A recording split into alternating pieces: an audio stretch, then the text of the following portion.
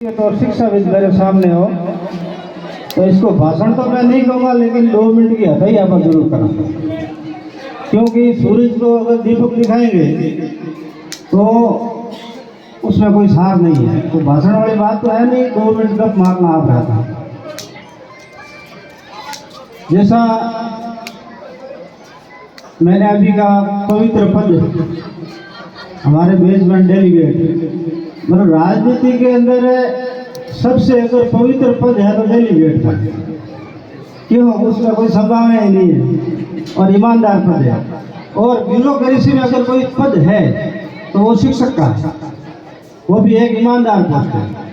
तो आज बड़ा अच्छा संगम है, तालमेल है, आप और हम लोग सारे ईमानदार लोग यहाँ बैठे। तो रोज घोटाला और भ्रष्टाचार कर रहे हो, आज सारे दूर है यहाँ से। मैं इसी बात पर मैं मोदी जी से कह रहा था, मेरे को सरपंच साहब ने प्रधान जी मान नहीं बुलाया, आज ईमानदारी वाली है। तो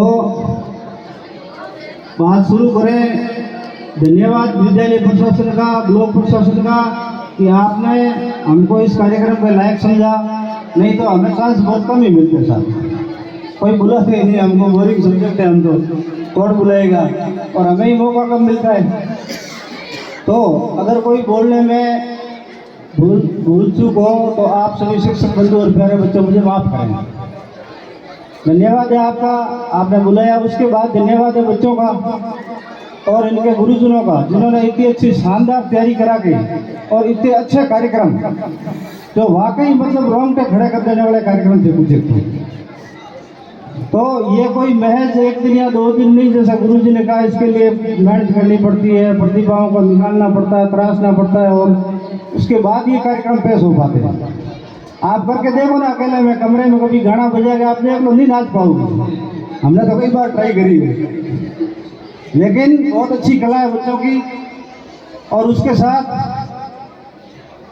आज का दिन बड़ा ऐतिहासिक है मेरे लिए। मैं राजनीतिक आदमी हूँ, थोड़ी बात करूँगा। आज के दिन, आज से ठीक 4 साल पहले और लगभग इसी समय, इसी परिसर में मेरा हक मारा गया था। 20 साल की मेरी मेहनत और जो मेरा प्रमोशन और जो मेरा लेवल था, उसका हक मार कर किसी और को दिया गया था। तो तब एक बच्चा यहाँ वो कविता पेश कर रहा था, नदियाँ का नीर सवरा ढाब ने बता दो। तो उस गाने पर आप नहीं मानोगे, मेरे आंखों में आंसू आ गए। मतलब उसने गाना भी आज के तारीख और आज के इस मतलब 4 साल से जो मैं बोझ लेके घूम रहा हूँ मेरे दिल में, और उसने जब गाना सुनाया और यही परिसर था, तो एक तरह से मुझे रोना आ गया था। और आता भी, जिसके अंदर मानव हृदय है तो उसमें तो जलधारा बहती है। तो ऐसे बच्चों को ऐसे कार्यक्रम पेश करने के लिए बहुत बहुत धन्यवाद। और बच्चों, आज जैसा विषय वस्तु है युवा महोत्सव, तो युवा महोत्सव रखने के कई कारण होते हैं। ऐसा तो है नहीं कि भाई सरकार ने आदेश निकाल दिया, यहाँ पर भी बड़ा ज्ञान मंथन होता है और उसके बाद ऐसे कार्यक्रमों को सर्वाइव किया जाता है। तो बच्चों को आज जो विषय है उसके संबंध में मैं बताना चाहूँगा कि युवा क्या चीज़ है। तलवारों की धारों पे इतिहास हमारा चलता है, तलवारों की धारों पे इतिहास हमारा चलता है, जिस ओर जवानी चलती है उस ओर जमाना चलता है। तो बहुत ताकत है आप लोगों में।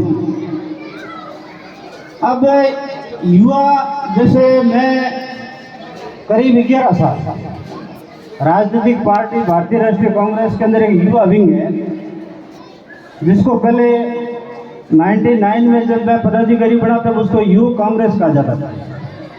लेकिन धीरे धीरे जब युवक पुल्लिंग वर्ड आया तो कई तरह के ऑब्जेक्शन हुए, महिलाओं ने, बहनों ने ऑब्जेक्शन किया कि भाई युवक क्या है, जब हम भी इसमें साथ में है तो आप अकेले युवाओं को क्यों सर्व दे रहे हो।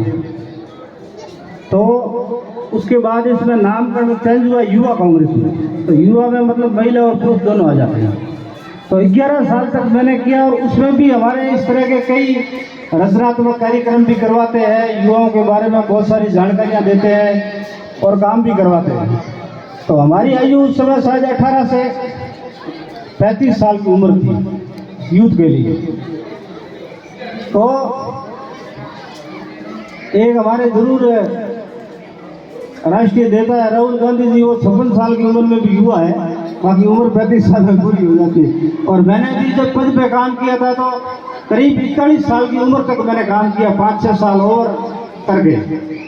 तो लेकिन 40 साल की उम्र होने के बाद मुझे उस जिलाध्यक्ष पद से मतलब निर्वहन किया था।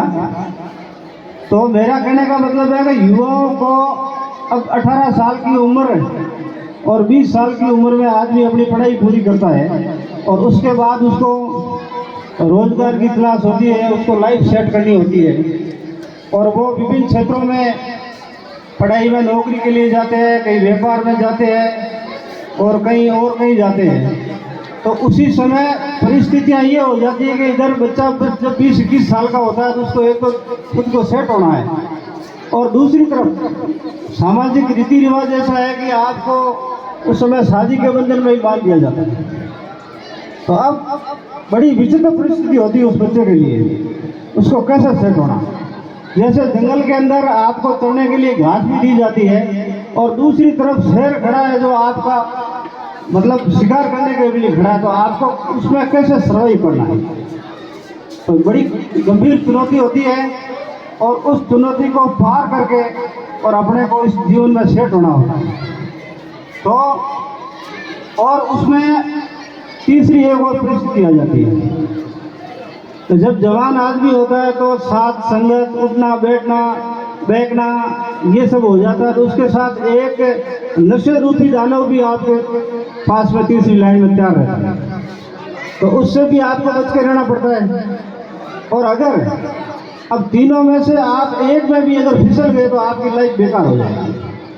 तो और उसके बाद में आज तो परिस्थिति ये है कि शायद कई तरह के नशे आ गए जो पता ही नहीं चलता है। तो बच्चों, मेरे कहने का मतलब ये है कि आपको अगर जीवन में बहुत आगे बढ़ना है तो बहुत ही संयम रखना पड़ेगा। जैसे मैं मेरे जीवन की बात करूं, हमने जीवन में बहुत कुछ कर लिया होगा लेकिन दो चीज़ों में हम कभी नहीं फिसले। एक तो मैंने जीवन में नशा नहीं किया, आज भी मैं चाय तक नहीं पीता हूँ, और दूसरा एक व्यवहार खराब नहीं किया। लेन देन की बात हो कहीं भी हो तो वो भी एक बहुत जरूरी है। जीवन में उतार चढ़ाव आते रहते हैं। आज टाटा बिरला को भी लोन लेना पड़ता है, बड़ी बड़ी एजेंसियां, बड़ी बड़ी कंपनियां भी लोन पर चलती है और उसके लिए आपको ट्रैक रिकॉर्ड सही रखना पड़ता है अगर आप व्यापार और उसमें जाना है। तो नशे से दूर रहना प्लस घर परिवार संभालना और अपना जीवन भी संभालना, तो ये तीन तरह की मुश्किलें हैं। इसको आप हल्के में न लें। जैसे आप जवानी के अंदर कोई चीज़ अगर संजोते हो, सहजते हो, तो वो बुढ़ापे में काम आएगी। जैसे आपका स्वास्थ्य है, मान लो स्वास्थ्य अगर आपने 35-40 साल तक संभाल के रखा, नशा नहीं किया, तो वो 60 साल की उम्र के बाद में आपके काम आएगा खर्च करने में। उस समय आप बहुत आराम से जिंदगी जी पाओगे। और उसी तरह पूंजी है, धन है, आपका नौकरी है, व्यापार है, अगर उसको आप सही समय पर सही तरीके से सहजते हो तो वो आपके बुढ़ापे में काम आएगा। इसलिए 40-45 साल तक आदमी की आंखें ऊंची होती है, उसको दिखता कम है, लेकिन उस समय बहुत ध्यान रखने की आवश्यकता है। और वो चीज़ आप अगर इकट्ठी कर लोगे उस समय तो आपके आगे का जीवन बड़ा सुख में निकलेगा। और समय ज़्यादा हो गया है, बातें बहुत सारी है। पुनः एक बार ब्लॉक प्रशासन, विद्यालय परिवार और आप सबका धन्यवाद। आपने हमें बुलाया, उच्च स्थान दिया, मान सम्मान किया और इतने सारे शिक्षकों से, इतने सारे लोगों से, इतने प्यारे बच्चों से आपने मिलवाया, उसके लिए धन्यवाद। जय हिंद।